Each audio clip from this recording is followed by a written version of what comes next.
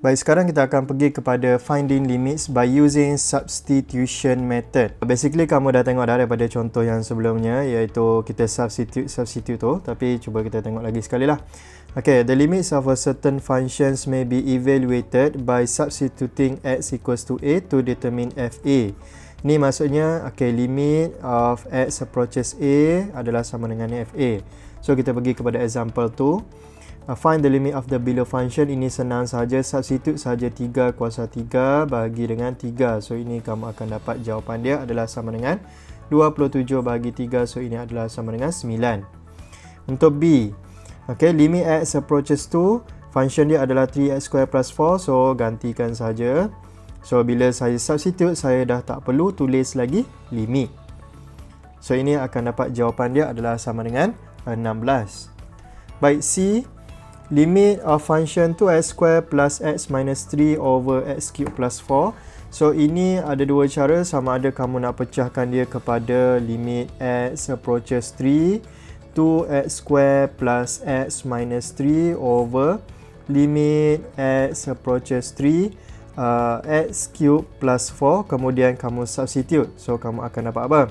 2 times 3 square plus 3 minus 3 over 3³ plus 4. So kamu akan dapat jawapan dia adalah sama dengan 18/31. Ataupun kamu boleh terus substitute. So 2, 3 square plus 3 minus 3 over 3 square plus 4 equals to 18 over 31. Okay. Baik, sama juga dengan D, kamu boleh pecahkan dia kepada dua bahagian. Limit x approaches 4 2x minus limit x approaches 4 cube root of 2x. Kemudian kamu substitute, kamu akan dapat 2 times 4 minus cube root of 2 times 4. So ini kamu akan dapat jawapan dia adalah sama dengan 6. Ataupun boleh terus masukkan saja 2 times 4 minus cube root of 2x. Tak perlu pecahkan dia kepada dua bahagian. Kalau pecahkan lagi elok, sebab itu adalah properties dia kan. So ini ganti dengan 4 terus. Okay, so ini sama juga, jawapannya adalah sama dengan 6. Kemudian kita akan pergi kepada limit of the rational function. Okay, if fx and gx are polynomial and a is any number, then limit x approaches fx is equals to 0. Sama juga dengan yang bawah ni, limit gx as x approaches a adalah sama dengan 0. So maksudnya kita dapat 0 over 0. Baik, dalam limit kita tidak mahu 0 over 0. Okay, so macam mana kita kena manipulate ataupun kita kena rearrange ataupun kita kena buat something supaya jawapan akhir dia tidak dapat 0 over 0. Kalau 0 over something, katakan 0 over 5, okey lagi. Okay, tapi kita tak mahu 0 over 0. So cara dia adalah ada dua cara, sama ada kamu factorize, okay, ataupun factorization method, ataupun kamu darab dengan conjugate. Okay, so kita tengok satu persatu. Baik, untuk factorization method, we factorize the numerator, okay, and denominator, then simplify the fraction. Okay, kita tengok example 3. Okay, kita pergi kepada example 3. Soalan A, limit of function x square minus 9 over x minus 3 as x approaches 3. So kita buat macam biasa dulu. Okay, kita substitute. So kita akan dapat 3 square minus 9 over 3 minus 3. So bila kita kira, kita akan dapat 0 over 0. So ini namanya adalah indeterminate form. Maksudnya form yang kita tak boleh nak tentukan jawapan dia. So caranya adalah kita akan gunakan factorization method. So macam ni. So limit x approaches 3, x square minus 9 over x minus 3 adalah sama dengan limit x approaches 3. Okay, x square minus 9 kita factorizekan, kita akan dapat x minus 3 dan x plus 3 over x minus 3. Kemudian kita boleh simplifykan dia. Yang mana kita boleh potong tu? X minus 3 kita boleh potong kan? So kita akan dapat x plus 3. Okay, kemudian kita akan gantikan, kita akan dapat 3 plus 3. So ini adalah sama dengan 6. So kita akan dapat jawapan dia adalah sama dengan 6 selepas kita buat factorization method di sini. Dan kalau kamu perasan, selagi saya belum substitute, ini dah banyak kali cakap, saya akan tulis limit x approaches 3 tu. Okay, kita pergi kepada soalan B. So, limit 4x square plus x minus 3 over x plus 1 as x approaches negative 1.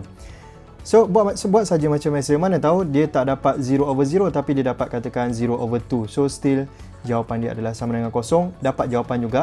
Tetapi ini kita tidak akan dapat jawapan. So, kita kena ubah. So, nak tahu sama ada kena ubah ataupun tak perlu ubah, kita substitute sahaja macam biasa. So, step yang pertama adalah kamu substitute sahaja macam biasa. So, 4 negative 1 square minus 1 minus 3 over negative 1 plus 1. So, bila kita check, oh betul, dapat 0 over 0. So, bila dapat 0 over 0, kita hanya ada dua cara, iaitu factorization method dan conjugate. Okay? Conjugate kita hanya buat bila kita nampak ada cert.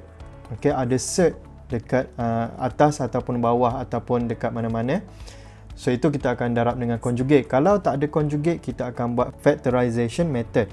So, untuk soalan ni tak ada cert kan? So, kita akan buat factorization method. So, limit x approaches negative 1, 4x square plus x minus 3 over x plus 1. So, kita factorizekan dia, kita akan dapat apa? Factorizekan yang atas tu, kita akan dapat x plus 1 times 4x minus 3 over x plus 1. So, kamu nampak dekat sini ada x plus 1, dekat sini ada x plus 1, kita boleh cancel out. So, kita akan dapat limit x approaches negative 1 for x minus 3. So, bila macam ni, kita substitute, dapat 4 times negative 1 minus 3. So, ini adalah sama dengan negative 7. So, selesai untuk soalan ni. Okay, kita pergi kepada soalan C. Limit x approaches to x cube minus 8 over x square minus 4. So, kita buat saja macam biasa. Substitute saja macam biasa. 2 cube minus 8 over 2 square minus 4. So, ini kita akan dapat 0 over 0. Okay, so kena buat something kepada kita punya expression di sini. So, limit x approaches to x cube minus 8 over x square minus 4. Baik, macam mana nak factorizekan dia? Baik, kalau kamu tekan calculator, okay, x cube minus 8, kalau kamu tekan calculator, kamu akan dapat complex number. So, tak boleh guna calculator. So, nak buat macam mana? Kita buatlah long division. Sekarang ni, kita nak bahagi dengan apa? Okay, kalau bahagi dengan x square minus 4, kita tak akan boleh potong nanti. So, baik macam ni. X square minus 4, kalau kita factorizekan, kita akan dapat x minus 2 dan x plus 2. So, kita ada dua benda yang kita boleh bahagi. Maksud saya, x cube plus 0x square plus 0x minus 8. Okay, kita nak bahagi dengan apa? X minus 2 ke x plus 2? Baik, katakan saya gunakan when x equals to 2. Saya ambil yang faktor ini. Kemudian saya masukkan dalam x cube minus 8 tu, saya akan dapat 2 cube minus 8 equals to 8 minus 8 equals to 0. So, maksudnya ini adalah faktor kepada x cube minus 8. Kalau saya guna when x equals to negative 2, so negative 2 cube minus 8, ini adalah sama dengan negative 8 tolak 8 sama dengan negative 16. So, saya tak boleh guna yang ini untuk bahagikan yang ini. Sebab apa? Dia bukan faktor. Saya mesti nak faktor. So, sekarang ni saya akan bahagikan dengan x minus 2. So, kita akan dapat apa? Okay, ini adalah x square. So, ini akan jadi x cube minus 2x square. So, tolak. So, saya akan dapat ini kosong. Ini akan dapat 2x square plus 0x. So, plus 2x. So, ini akan dapat 2x square minus 4x. So, ini tolak. So, ini kita akan dapat 4x minus 8. So, ini akan jadi plus 4. So, ini akan jadi 4x minus 8. So, tolak akan dapat kosong-kosong. Ini yang saya mahu, kosong-kosong. Meaning that, kita akan dapat macam mana sekarang? Okay.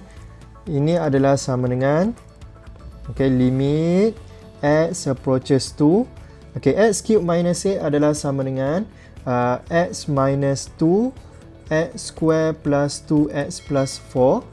Okay, yang kita buat ni. Okay, x square plus 2x plus 4. Okay, darab dengan x minus 2 akan dapat balik x cube minus 8. Kalau tak percaya, kamu boleh expand. Okay. Kemudian yang bawah tu, kita buatkan dia dalam bentuk factors. So, dapat macam ni. So, bila dapat macam ni, kita boleh potong. Okey, kita boleh potong. So, ini akan jadi apa? Limit x approaches to x square plus 2x plus 4 over x plus 2. Kemudian kita substitute, kita akan dapat 2 square plus 2 times 2 plus 4 over 2 plus 2. So, ini adalah sama dengan apa? Jawapan dia adalah sama dengan 3. Okey. Baik, sedikit tambahan, kamu tak boleh bahagi. Okey, maksudnya x square plus 0x minus 4 kamu tak boleh bahagi dengan x cube plus 0x square plus 0x minus 8. Sebab apa? Nanti bila kamu dapat jawapan, kamu tak boleh cancel out dengan yang dekat bawah ni. Okey, sebab tu saya tak bahagi directly daripada sini. Okey, saya pecahkan dulu yang bawah ni. Saya pecahkan dia kepada factors. Kemudian saya ambil salah satu, sama ada yang ini ataupun yang ini, untuk bahagikan dengan x cube minus 8 tu. Dan antara dua faktor ni saya check dulu yang mana adalah bila saya buat bahagi ni, saya dapat remainder dia adalah sama dengan kosong. So itu cara dia lah. Mungkin complicated sikit, tapi belajarlah slow-slow. Nanti lama-lama okey lah tu. Okay, so itu sahaja untuk example 3. Kita sambung example 4 pada video yang seterusnya. Itu sahaja. Thank you guys.